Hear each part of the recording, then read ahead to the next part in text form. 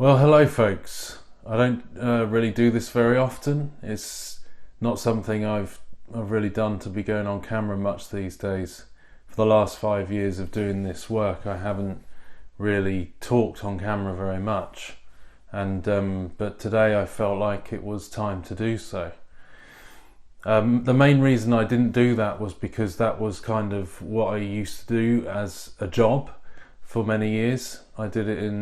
First I started out on YouTube and did viral videos, did Dubstep Santa and Heavy Metal Farmer and loads of different things on RudeTube. Then it got on RudeTube, then it got on Fox Television. I went to the Avatar premiere, and then I met someone from ITV there, and then I became a professional television presenter. That was my profession, as in I wasn't particularly professional at it, but that was my profession. For a couple of years I was in and out of doing TV stuff, and then on ITV in the UK that took me to Hollywood quite a number of times, and I interviewed different stars from television and movies, and that was my life for a while. Then with the money that I got from that, I started to get too cocky with myself. I fell away from the faith. I spent the money on drink and drugs being cannabis. I got into witchcraft a little bit, not heavily, but a little bit. And I just generally started to rebel because I'd already fallen away from church by that point, because this is another line of thought, is that mental health was not good. When I was 13 years old, I heard a implanted thought or voice in my head when I was sitting there in church one day, and it was blasphemous. It convinced me that I'd committed the unforgivable sin, and so as a result I fell away from church because I thought there's no hope for me left, and the only way that I could stop the blasphemous thoughts was by not being in church. Now, some people would say that sounds demonic, which I personally believe that our brains are fallen, and I do believe that the devil does buffet us as believers, because I was a believer already since I was a child.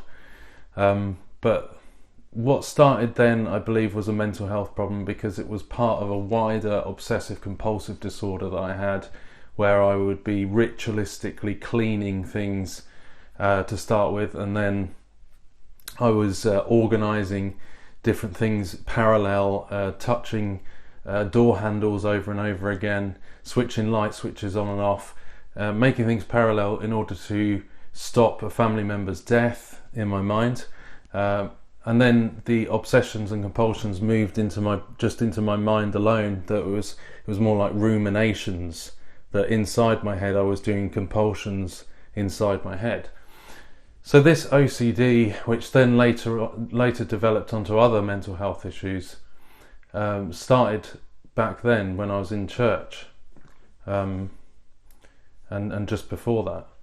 But so I don't know whether to say that that's demonic or whether the devil used mental health in that case, but it took me away from church and sent me down a spiraling journey away from church and into some awful places, which, after being in the television and doing that on TV and taking drugs, getting into witchcraft and drinking too much, I then ended up in a mental health ward, and I lost the job on television.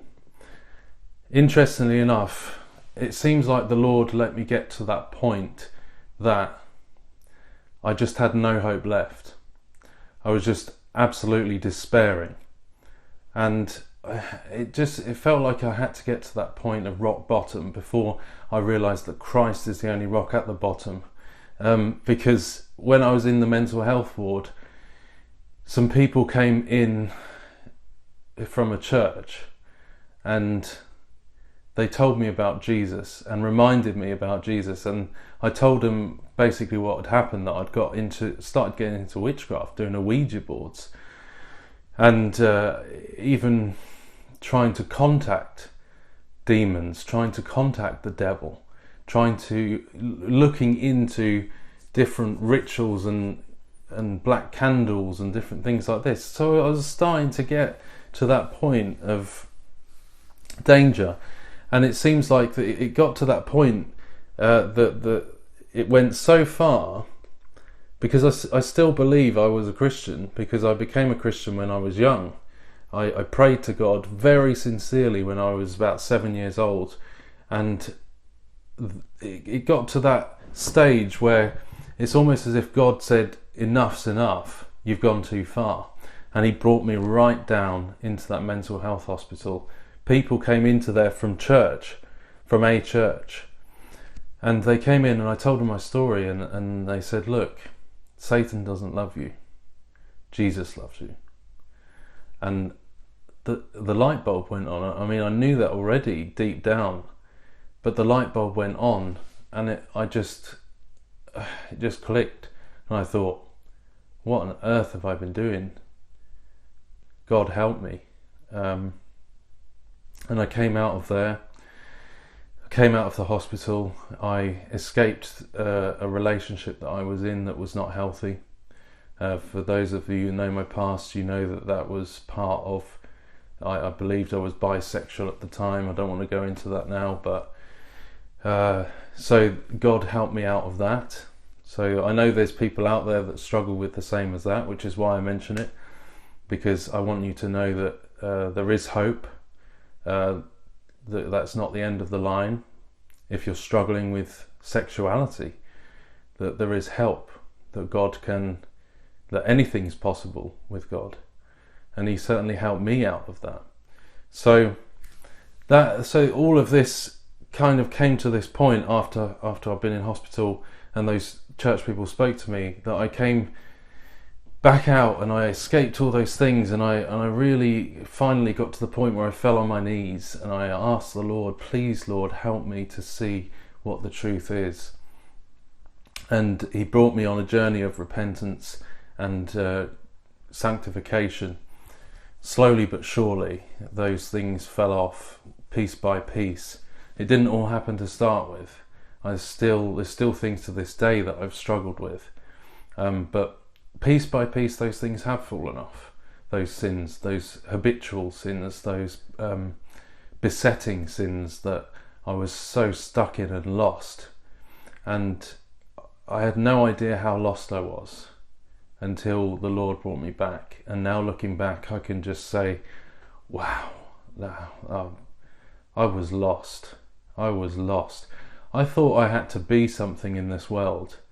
I thought that I had to strive to matter in this world, to be famous, to be someone who was a global influencer in some way. It's delusional now when I think back. But that's what I thought, that was the purpose of life, because I'd fallen away from my faith and I fell into atheism and witchcraft, and I mocked Christianity at that point.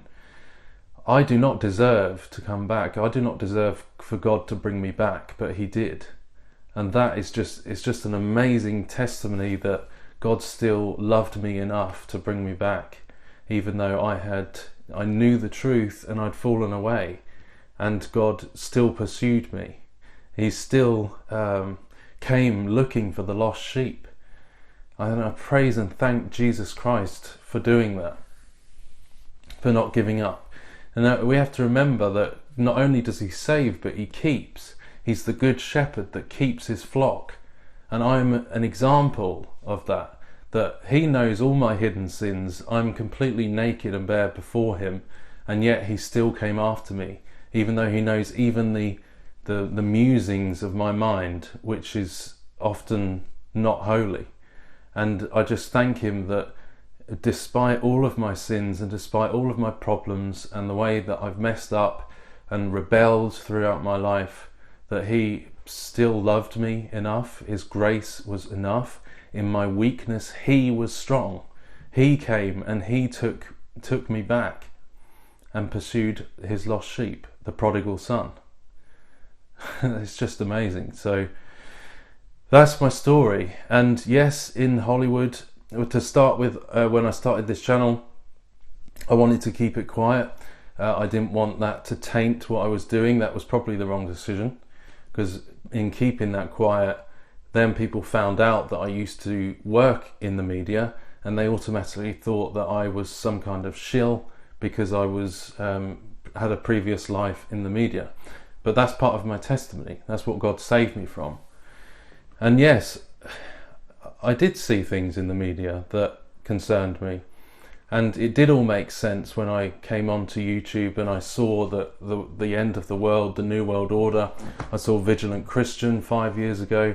He was one of the first that kind of woke me up to that, hang on, this is biblical, what's going on. I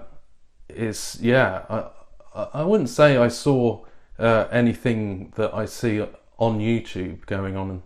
I mean, some of the people were a bit strange. Very controlled, very they all have their own minders, these celebrities. And like, for example, I went to shake someone's hand and I got told off for shaking his hand. So they're very, I saw that kind of stuff going on, but and you know, doing weird symbols and things like that. I saw a bit of that, but nothing outrageous in terms of that. But yeah, so it just all made sense, and I couldn't believe that I was going into that world.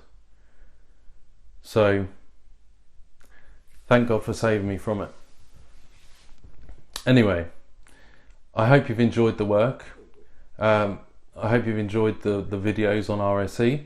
I hope to keep making them, maybe slightly different at the moment, talking a bit more on camera about some of the things that may help us in our Christian walk. I've decided to go more that route at the moment, to talk more about God, because I think it's important in this time to focus. I mean, look at what's going on in the world. It's crazy. Look at who would have imagined like 6 months ago that we would all be going around in masks outside and looking like the apocalypse, and that we can't even meet in churches to worship God. Who would have thought that would have been going on? But things are changing. I mean, we've just seen so much going on in the last few years and how it's all unfolding. And it's just, COVID-19. I think it's a real disease. I'm not going to go into it, but I think it's a real disease. And that's something that is going on. I think that it's grossly exaggerated. I think that there's issues with the figures, the numbers. I think that there's an agenda going on behind it that is very anti-Christ. But I do think that there is such a thing as coronavirus. And, you know, I don't mind wearing a mask in a shop if that's that, but I certainly would not have the vaccination. But I'm not going to go into that because it gets very complicated. Some people say the vaccination is the mark of the beast. People talking, you know, there's always this chatter about everything that goes on. But I try to stay out of the politics of stuff and just try and be wise and sensible and see what's going on. But yeah, it's interesting times to be alive, and stay vigilant of everything that's going on. I hope you're all well, and I hope to continue to see you on here. And God bless. Thank you for listening. Take care.